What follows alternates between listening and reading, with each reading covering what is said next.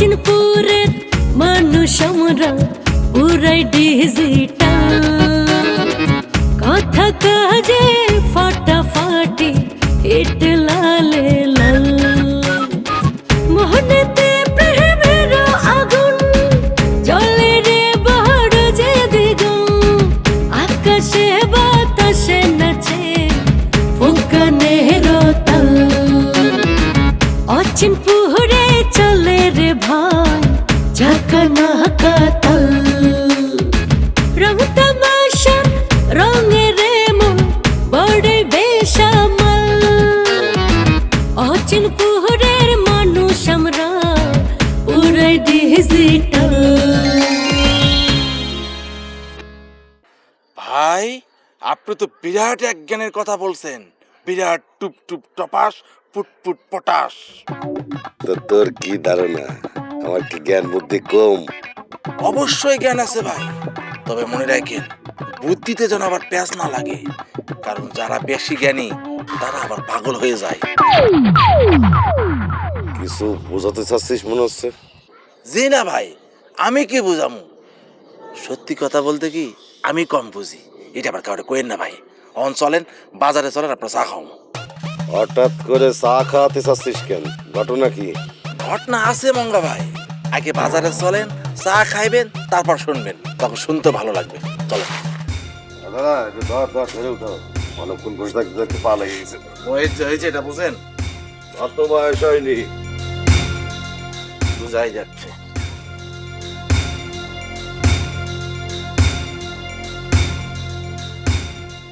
এই কই গেছিলি তুই? কালচিক বাড়িতে গেছিলাম। ভালো করে শুনে রাখ, তোর ফ্যামিলি ফাইটার বন্ধ, এসব বাদ দে। লাইলি ছাড়ছে না, তুইও ছেড়ে দে। লাইলি তো ছাড়ে নাই। কি করি তুই? হ, আর এই কথা যদি কুনাক করেও শালিক খনকার জানে, তাহলে কিন্তু মনে করুম তুমিই কইছো।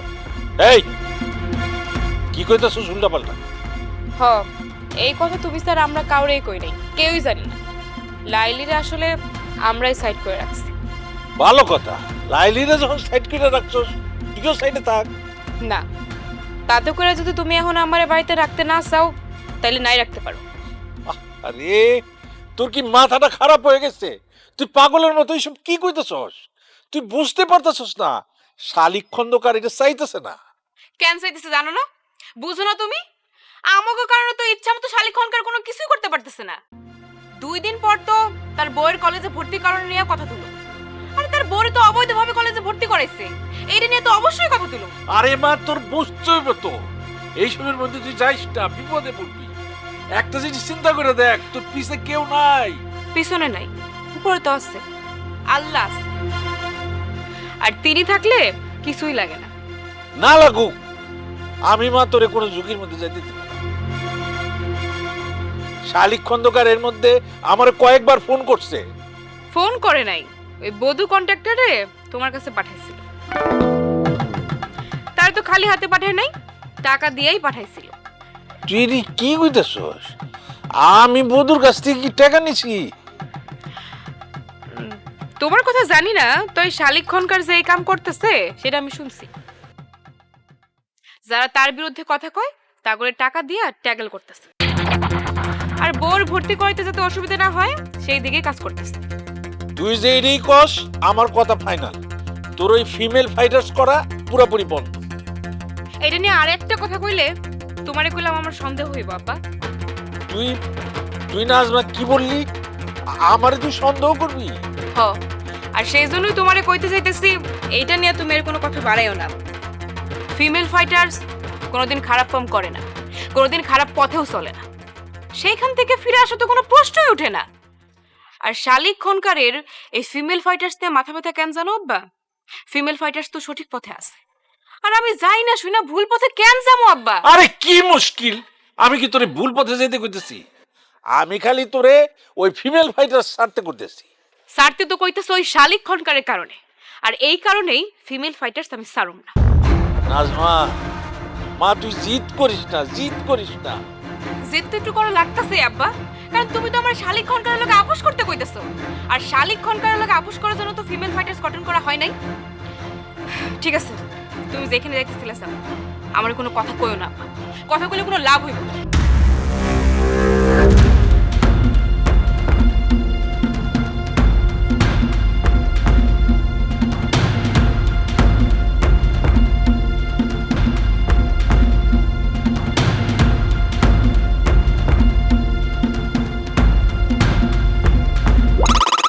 শালিক খন্দকার সাহেবের স্ত্রীর ভর্তি কোনোভাবেই ঠেকানো গেল না স্যার? জি না। ছাত্র সংসদ থেকে যদি প্রশ্ন করে তখন কি বলিবেন? ছাত্র সংসদ এই নিয়ে কোনো প্রশ্ন তুলবে না। ধরুন প্রশ্ন তুলিল, তখন কি বলিবেন?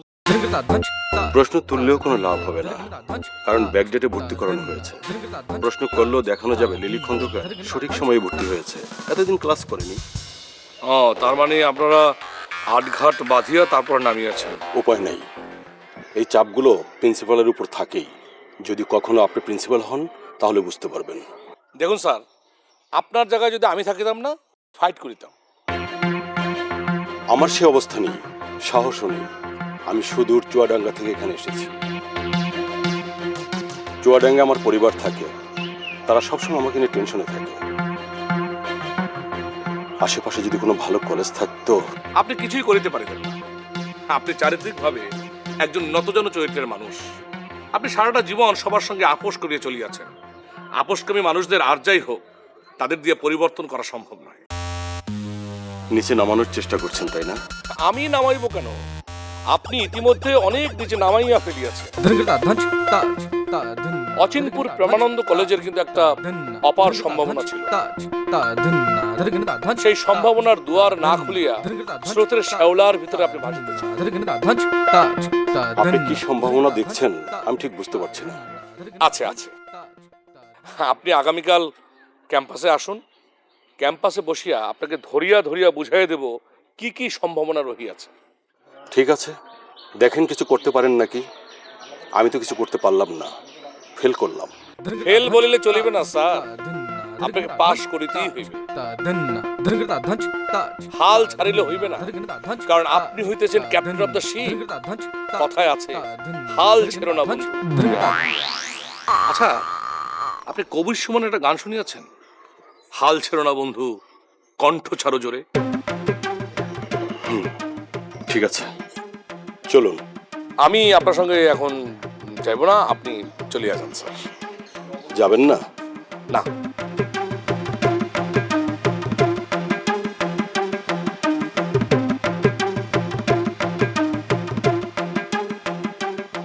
যে ভয় পাইয়াছেন, আপনাকে দিয়ে কোনো কাজ হইবে বলে মনে হইতেছে না।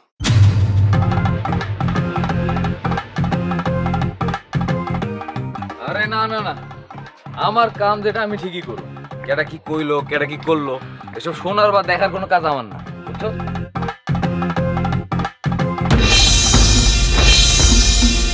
হ্যাঁ হ্যাঁ, সেটাই। ওইসব চিন্তা করে আমার কোনো লাভ আছে?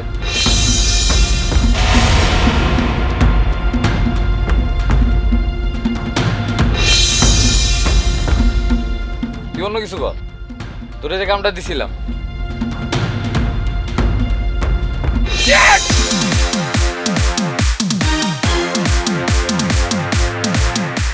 রাখতে আমি পরে বলবো।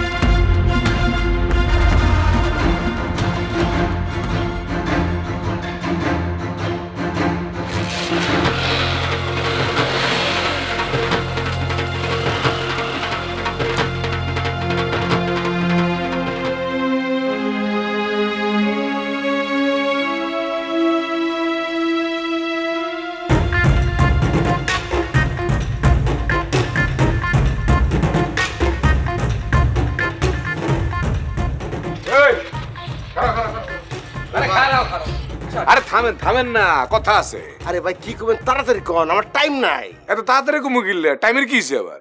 আরে যাইতেছি খনকার সাহেবের বাড়িতে, আর বইয়ের নিকে আমি গিফট কিনছি। ঘটনা কি? হ্যার বইয়ের লাগে আপনি গিফট কিনছেন কেন? আজকে হ্যার বার্থডে নাকি? হ্যাঁ রে, আপনি দেখুন খোঁজ খবর রাখেন না। খনকার সাহেবের বউ প্রেমানন্দ কলেজে ভর্তি হবার পারছে। ও এইটা, আর সেটা তো আমি জানি। আচ্ছা, এর লিগে আপনি হ্যারে গিফট করতে হবে কি লিগে? হ্যাঁ, এই জন্য তো আপনার জীবনে কোনো কিছু হইল না। আপনি ইনভেস্ট করে জানেন না। শোনেন, এই দুনিয়াটা হইলো একটা ব্যবসাশালা। আপনি ইনভেস্ট না করলে প্রফিট করবেন কেমন করে?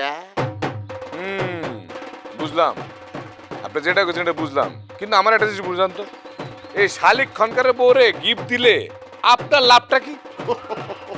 বাপুরে বাপু, আপনি কেমন কিবা করে কি দিয়ে বুঝতে আজ তো খাতা কলম রাই। আপনি হিসাব করতেছেন মুদির দোকানদার করে নাকলা। আরে একটা সাবান বেচবো, নগদ একটা লাভ করবো না, হিসাব উল্টা বিহে করে রাখবো। মনে করেন যে আপনি একটা কাঠুলের বিচি গেড়ে দিলেন, ওকে দুম করে বড় এক কাঠুল দিব দিব না।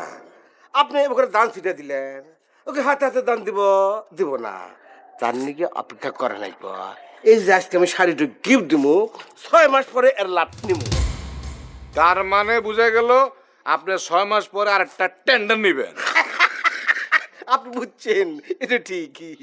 এই মেয়ে, আপনি মনে হয় জানেন না এই ভর্তি যে বিতর্কিত, এই ভর্তি নিয়ে মানুষে মেলা কথা কইতেছে। যার যা খুশি করছি, আমার কি, আমার কাম হইলে দেওয়া আর নেওয়া। শোনেন, আপনার মতো করে হিসাব আমার খুলি চলবো না।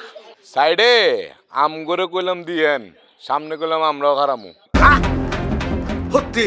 হ্যাঁ, কেন? আপনার হিসাব তো আলাদা, খুলে বাহারবেন তো আবার। আরে মিয়া, কুলেতে না পারলে কইছে নাকি? ও, তাহলে সমস্যা নাই, আপনার হাতে আমি আছি। গ্রামে একটু পরিবর্তনের দরকার আছে। হ্যাঁ, শালিক খানকারের তো মনে হচ্ছে ফাঁকা ফিল্ডের মধ্যে বহুত গোল দিছে, আর গোল দিতে দেওয়া যাবে না, সামনে আমি নামু। বাহ বাহ বাহ, অসুবিধা নাই, তাহলে আপনার হাতে আমি আসি। আচ্ছা ঠিক আছে, তাই ওই সময় টিয়া বসে লাগলে কিন্তু দিয়েন। দুমুনি, আমি আপনি কইলাম না আপনার হাতে আমি আসি, এর মানে কি, আসি মানে সবই হবো। তাহলে এখন যাই। শুনেন, আন পারলে কয় টাকা দিয়ে দেন তো, হাত পুরা খালি হয়েছে। কারো কাছে 10 টাকা সাউন্ড দিতেছেন, এর লেগে দিতেছি, যা আছে দিয়ে দেন। রে ইস, ওরে আমার শোনা ভাই, এই কতটা লাগে করলে আমি তো দিব হারলাম নি। এই কিছুক্ষণ আগে বাড়ি বেবাক থেকে পাঠিয়ে দিলাম, অল্প কিছু আসছিল, ওই যে গিফট কিনলাম। আর সর্বসা করলে আছে মাত্র 500 টাকা। হ্যাঁ, 500 টাকা ঠিক আছে, হেঁটেই দেন। 100 দিই। 100 টাকা কোনো টাকা হইল? আচ্ছা ঠিক আছে, 200 টাকা দেন। 200 টাকা ঠিক আছে। বলছি কি 300 টাকা দিয়ে আমরা আবার তোলা রাখবো না? 200 তো গুনে রাখছি। ঠিক আছে তাহলে, হ্যাঁ ঠিক আছে, কত হইব না? সাবধানে যাও। হ্যাঁ, অবশ্যই।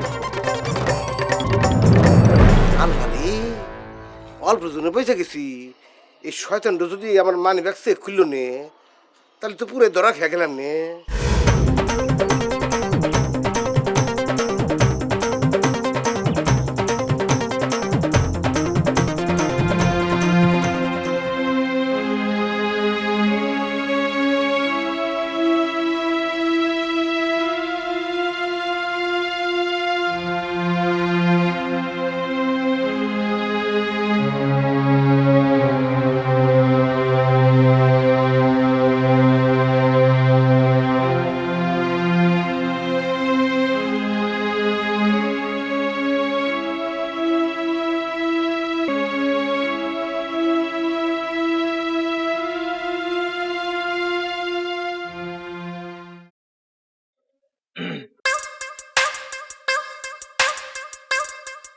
আমার কি তুই বাঁচাইছিস?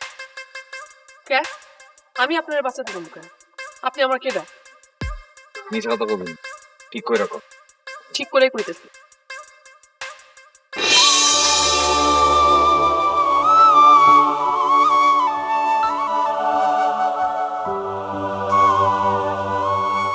চল, তোর আজকে আমি বিয়ে করব।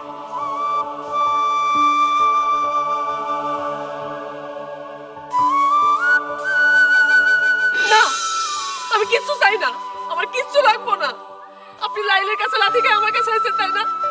আপনি লাইলের বাঁচাইতে চান, আমারে মারতে চান আপনি। আমার কিচ্ছু লাগবো না, আর কখনো আইবেন না আমার সামনে, কখনো না, কখনো না। পাগলের মতন কেন করতেছস? এদিকে আয়। তুই তো আমার সবচেয়ে বেশি আপন। চল চল।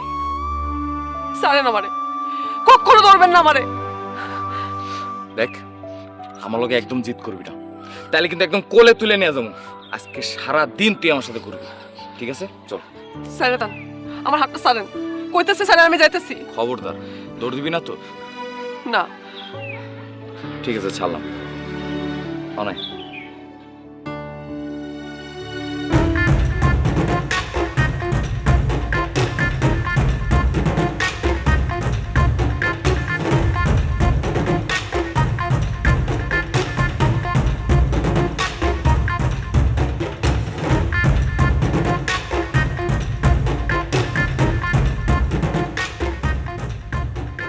খারাপ। ওদিকে কই গেছিলা? নাজমার লগে দেখা করতে গেছিলাম। আচ্ছা, তুমি বদুরে নাজমার পেছনে লাগা রাখছো কেন? বধু তোর বয়স বড় না? হইছে, হ্যাঁ রে, নাজমার পেছনে লাগা রাখছো কেন? আর আমি নাজমার পেছনে লাগা রাখবো। মিছা কথা কয়ো না ভাই, নাজমা নিজে আমারে কইছে। বাবা রে, নাজমার কাছে বিষয়টা আমি ক্লিয়ার করছি। কারো কাছেই তুমি সত্যটা স্বীকার করো নাই। আমি যা বলতেছি এটাই সত্য, বুঝছস? জি না, তুমি যা কইতাছো এগুলো সবগুলাই মিথ্যা। আসল কথা হইতাছে তুমি নাজমার পেছনে বধূ ভাইরে লাগাই দিছো। হ্যাঁ, আচ্ছা শোনো, তুমি কিন্তু এগুলো করে খুব বেশি সুবিধা করতে পারবা না। ভালোই ভালোই বধূ ভাইয়ের কাছ থেকে দূরে সরে আসো। কে বধুর কাছ থেকে আমার দূরে সরতে হইব? কে? তুমি না ভবিষ্যৎ দেখতে পাও, এইটা দেখতে পারো না? এই তোমার ক্যান সইরে আসা উচিত। শোনো, বধূ ভাই হইতাছে শালিক খনকারের লোক, সে কিন্তু ভেতরে ভেতরে শালিক খনকারের হয়ে কাম করতেছে। এই কথা তুই কেমনে জানলি? এটা তোমার জানার দরকার না। তুমি বধূ ভাইয়ের পিছ ছাড়ো।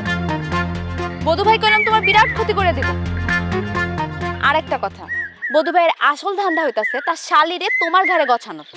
কি করলি তুই? হ্যাঁ, দেখো না, ছোট বউয়ের ছোট বোন যারে কোনো হালে বিয়া দিতে পারতেছে না, এই জন্য ধান্দা করতেছে তোমার ঘরে তারে গছানোর লাগা, বুঝছো? নাজমার লগে বধূ ভাই জীবনও তোমার সম্পর্ক থাকতে দিব না, উল্টা আরো ভাঙবো। ভাঙবো? আমার সম্পর্ক? হুম। আমার সম্পর্ক ভাঙলে ওর আড্ডি গুড্ডি বাইঙ্গা এনে থালা দিয়া রাস্তার পারে আরে ভিক্ষা করামু। তাই? কেমনে ধরবা ওরে? ধরতে পারলে না ওরে ভাঙবা, ধরার আগেই তো যাবে গা, বুঝছো? শোনো, তুমি চলো ডালে ডালে আর বধূ ভাই চলে পাতায় পাতায়। আচ্ছা আমি দেখতেছি, তুই যা। শোনো, নাজমা কিন্তু খুব মাইন্ড করছে, বুঝছো? আচ্ছা বাবা, দেখতেছি তো, জানা ভাই, জানা এনে খারে খারে প্যাকেটে করতেছস, জানা। বাপ রে বাপ, গ্রামের মধ্যে স্পাইয়ের শেষ নাই। আমার এই বোনটা দিয়ে আরো বড় স্পাই।